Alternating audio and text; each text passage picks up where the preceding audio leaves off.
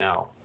Again, you're listening to this special edition of Dairy Stream. Our guest is Mark Stevenson, Director of Dairy Policy Analysis at the UW in Madison. And the topic today is, what is a PPD and how is it impacting your milk check? I know a lot of you have reacted to how it recently has been hitting your milk check, and that's the reason for this podcast. So, Mark, if you don't mind, your definition. What is a PPD and what are the basics behind calculating it?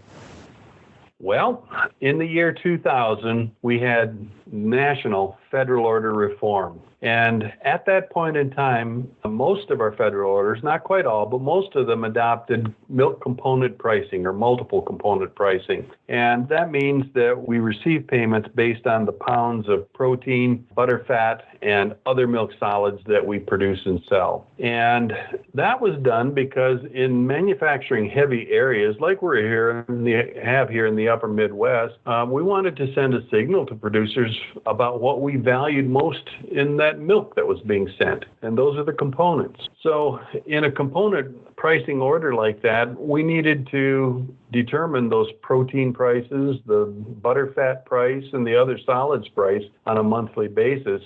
And the product price formulas that we use gave us a way of doing that.